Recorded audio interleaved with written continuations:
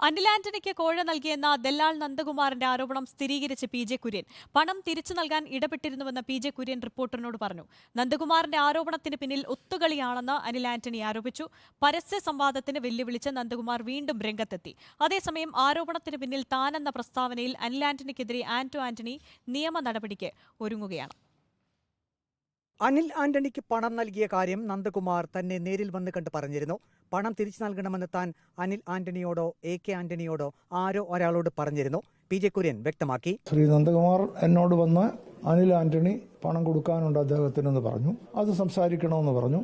ശ്രീ നന്ദകുമാറിന് പണം കൊടുക്കാനുണ്ടെങ്കിൽ അത് താമസിയാതെ കൊടുക്കണം എന്ന് പറഞ്ഞിട്ടുണ്ട്. ഇത്രയും കാര്യം എനിക്കറിയുള്ളൂ. പി ജെ കുര്യന്റെ അനുയായി ആന്റണി നന്ദകുമാറുമായി ചേർന്ന് തനിക്കെതിരെ വൃത്തികെട്ട രാഷ്ട്രീയം കളിക്കുകയാണെന്നായിരുന്നു അനിൽ ആന്റണിയുടെ മറുപടി.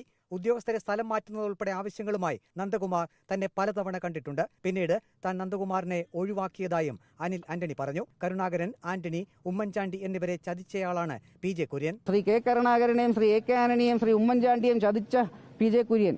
ആ പി ജെ കുര്യൻ ഇന്നലെ AK ആന്റണിയെ ഒരിക്കലും കൂടെ ചതിക്കാനാണ് ശ്രമിച്ചത്. ഈ പി ജെ കുര്യന്റെ ഒരു കേസ് ഒത്തുതീർപ്പാക്കിയ നന്ദകുമാറും കൂടെ ചേർന്ന് നടത്തുന്ന ഒരു നാടകമാണിത്. അനിൽ ആന്റണിക്കെതിരായ ആരോപണങ്ങൾ ഇന്നും നന്ദകുമാർ ആവർത്തിച്ചു. പരസ്യ സംവാദത്തിനും അനിൽ ആന്റണിയെ നന്ദകുമാർ വെല്ലുവിളിച്ചു. അനിൽ ആന്റണി സമ്മതിച്ചു. അനിൽ ആന്റണി അദ്ദേഹത്തോട് പറഞ്ഞ് എനിക്ക് കർണാടക അന്നത്തെ ആഭ്യന്തരമന്ത്രി ജോർജിൽ നിന്ന് കുറച്ച് പൈസ കിട്ടാൻ എന്ന് വെച്ചിട്ടുണ്ട്, അത് കിട്ടി ഞാൻ സെറ്റിൽ ചെയ്യാന്ന് പറഞ്ഞു. VT തോമസിന് ഇടപെട്ടു, സെറ്റിൽമെന്റ് നടന്നു, എന്റെ പണം കിട്ടി. എന്റെ 25 ലക്ഷം രൂപ വാങ്ങി, അത് തിരിച്ചു വാങ്ങി തന്നെ. ഇത് മാത്രമേ ഞാൻ പറഞ്ഞുള്ളൂ. ഇടപാടുകളെ കുറിച്ച് ഒന്നും അറിയില്ലെന്ന് ഉമാ തോമസും വ്യക്തമാക്കി.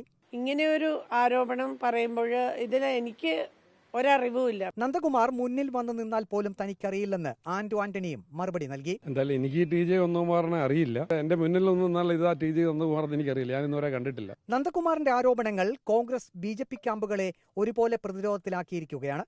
ആരോപണങ്ങളെ പ്രതിരോധിക്കാൻ തന്ത്രങ്ങൾ മെനയുകയാണ് NDA നേതൃത്വം. തെരഞ്ഞെടുപ്പിൽ വിഷയം രാഷ്ട്രീയ ആയുധമാക്കാനാണ് LDF നീക്കം. റിപ്പോർട്ടർ, പത്തനംതിട്ട.